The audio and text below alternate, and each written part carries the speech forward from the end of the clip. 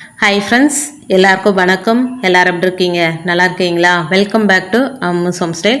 இன்றைக்கி puja room deep clean பண்ண போகிறோங்க. டீப் க்ளீன் பண்ணிக்கிட்டு வர ஏகாதசி, இந்த ஏகாதசியை உட்பண்ண ஏகாதசி அப்படின்னு சொல்லுவாங்க. அந்த ஏகாதசி நாளில் ஒரு 5 விஷயங்களை நம்ம ஃபாலோ பண்ணோம் அப்படின்னா நமக்கு அதிர்ஷ்டம், லக்ஷ்மி கடாட்சம் தேடி வரும் அப்படின்னே சொல்லப்படுதுங்க.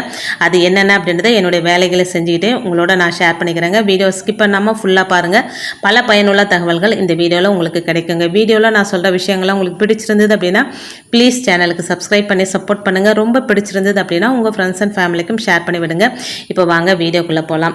எப்போவுமே பூஜை ரூம் க்ளீன் பண்ணும்போது மொத்தமாக நான் எடுத்துக்க மாட்டேங்க. ஒவ்வொரு பார்ட்டாக பிரிச்சுப்பேன். இப்போ மேலே இருக்கிற கபோர்டில் இருக்கிற ஃபோட்டோஸ்லாம் எடுத்துட்டு அதை எடுத்து கீழே அரேஞ்ச் பண்ணிவிட்டு மேலே இருக்க அழகாக துடைச்சிட்டு மேஜிக் ஸ்பாஞ்சுன்னு ஒன்று இருக்குங்க, அதை வச்சு அழகாக துடைச்சிட்டு அதுக்கப்புறம் அதுக்கு பேப்பர்லாம் போட்டுட்டு கீழே எடுத்து வச்சுருக்கிற ஃபோட்டோஸ் முதல்ல ஒரு ஈர துணி வச்சு அந்த மஞ்சள் குங்குமம்லாம் துடைச்சிட்டு அதுக்கப்புறம் கொஞ்சம் பன்னீர், ஜவ்வாது, பச்சை கற்பூரம் போட்டு அதையும் ஒரு தரம் தொடச்சி எடுத்து வச்சுக்கிட்டோம் அப்படின்னா நல்லா வாசமாக இருக்குங்க. எல்லா ஃபோட்டோஸையும் தொடச்சி எடுத்து வச்சுட்டோம் ஒரு இடத்துல.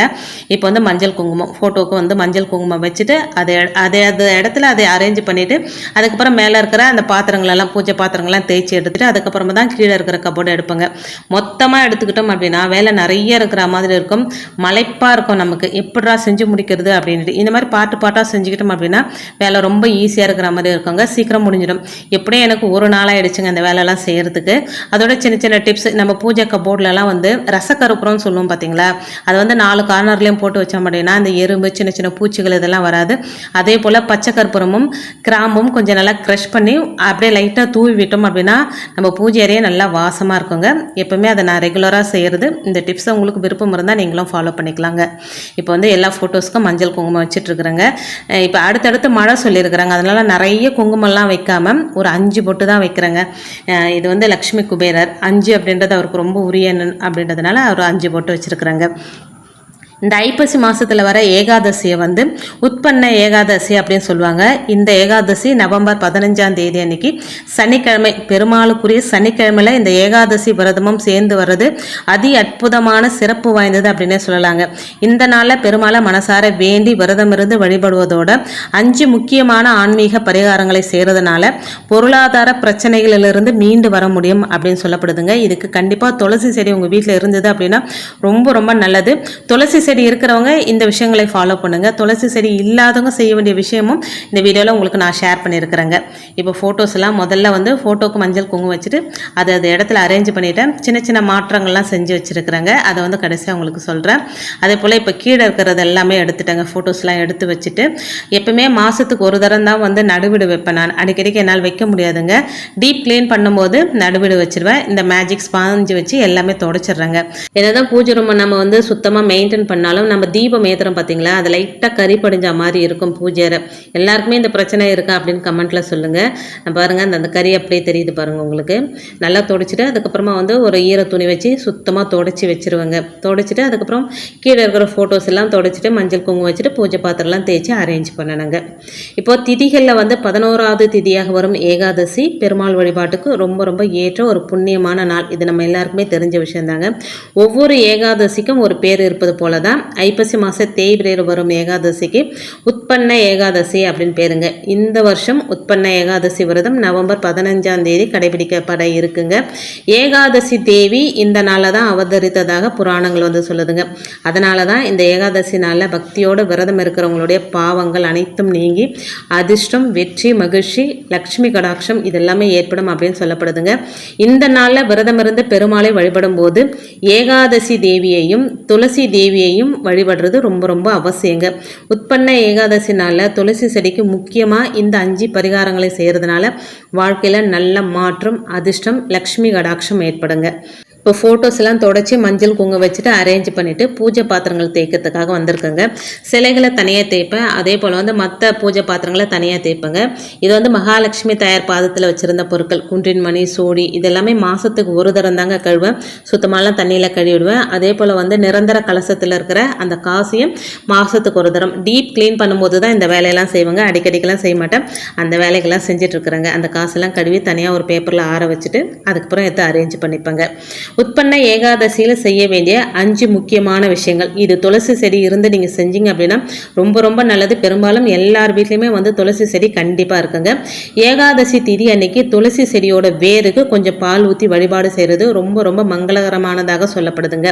பால் ஊற்றின பிறகு துளசி செடிக்கு முன்னாடி ஒரு நெய் விளக்கு ஏற்றி வச்சுட்டு ஓம் நமோ பகவதே வாசுதேவாய அப்படின்ற மந்திரத்தை நம்ம சொல்லணுங்க.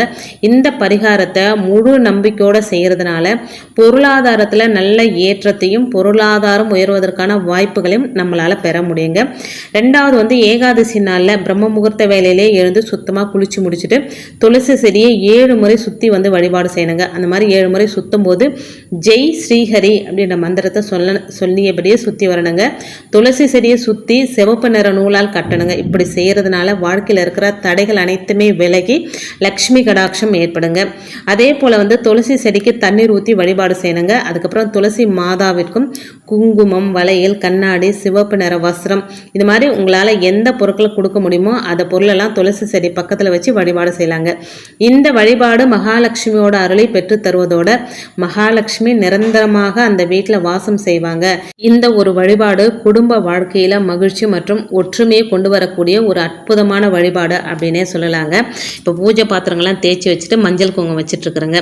அதே போல் விபூதி போட்டு வைக்கிறேன் பார்த்தீங்களா. எப்பவுமே வந்து அந்த ஸ்படிகலிங்கத்துக்கு கீழே, நந்திக்கு கீழே, முருகப்பெருமானுக்கு கீழே, வேலுக்கு கீழே வந்து நான் விபூதி தாங்க போடுவேன்.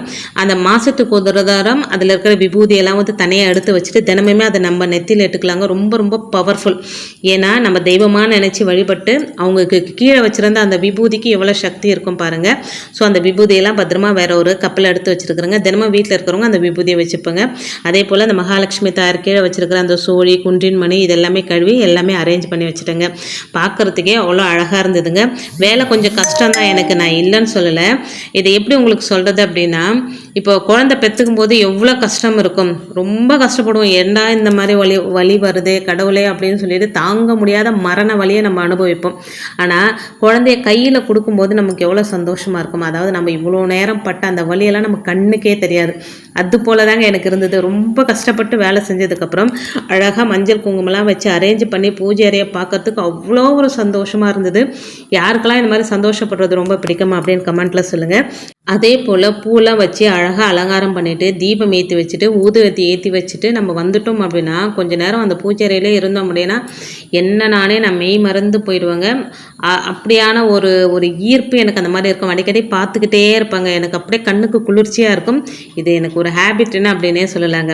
இப்போ நிரந்தர கலசத்துலேயும் நிரந்தர கலசத்தில் வந்து ஃபுல்லாக காசு நிறைச்சிட்டு அதில் பச்சை கற்பூரம், ஏலக்காய், கிராம்பு, நமக்கெல்லாம் தங்கம், வெள்ளி இருந்தது அப்படின்னா அதை போட்டு வைக்கலாம். நிரந்தர கலசம் வீட்டில் வச்சுருந்தோம் அப்படின்னா நமக்கு வந்து அஷ்ட ஐஸ்வர்யங்களும் இருக்கும் அப்படின்றது ஒரு நம்பிக்கைங்க.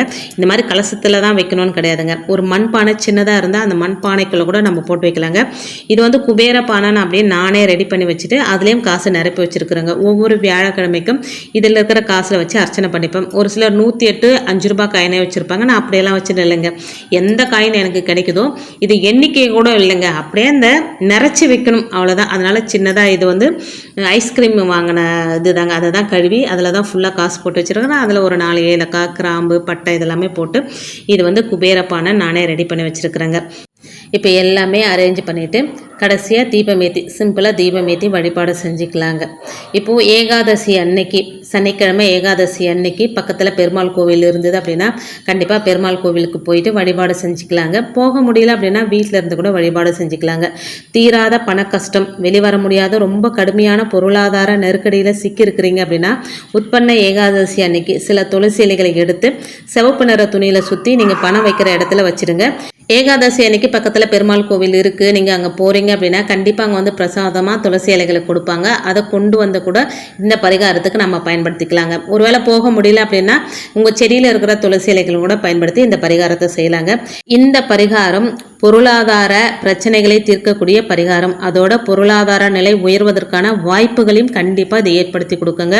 வீட்டில் இருந்த வறுமை முற்றிலுமாக அகற்றணும் அப்படின்னு நினைக்கிறவங்க துளசி செடிக்கு முன்னாடி நெய் விளக்கு ஏற்றி வச்சுட்டு உட்பன்ன ஏகாதசி அன்னைக்கு காலை மாலை 2 வேளையும் லக்ஷ்மி சாலிசா படித்து வழிபாடு செய்கிறது ரொம்ப ரொம்ப நல்லதுங்க. இப்போ துளசி செடி இல்லாதவங்க என்ன செய்யலாம் அப்படின்னா பெருமாள் படத்துக்கு முன்னாடி செய்யலாம். லக்ஷ்மி தாயார் படத்துக்கு முன்னாடி கூட இந்த வழிபாட்டை செய்யலாம். கண்டிப்பாக பெருமாள் வழிபாடு அப்படின்னா ஒரு துளசி இலையாவது நம்ம படைச்சு வழிபாடு செய்யணுங்க. ஸோ இந்த உட்பன்ன ஏகாதசி அன்னைக்கு இந்த முறையில் வழிபாடு செஞ்சு பாருங்கள். கண்டிப்பாக அடுத்த ஏகாதசிக்குள்ள வாழ்க்கையில் ஒரு படி முன்னேறுவதற்கான வாய்ப்புகளே அந்த லக்ஷ்மி தேவியும் அதே போல் பெருமாளும் நமக்கு ஏற்படுத்தி கொடுப்பார் அப்படின்றதுல எந்தவித சந்தேகமும் இல்லைங்க. வீடியோவில் நான் சொன்ன விஷயங்கள்லாம் உங்களுக்கு பிடிச்சிருந்தது அப்படின்னா சேனலுக்கு சப்ஸ்கிரைப் பண்ணி சப்போர்ட் பண்ணுங்கள். தேங்க்ஸ் ஃபார் வாட்சிங் ஃப்ரெண்ட்ஸ்.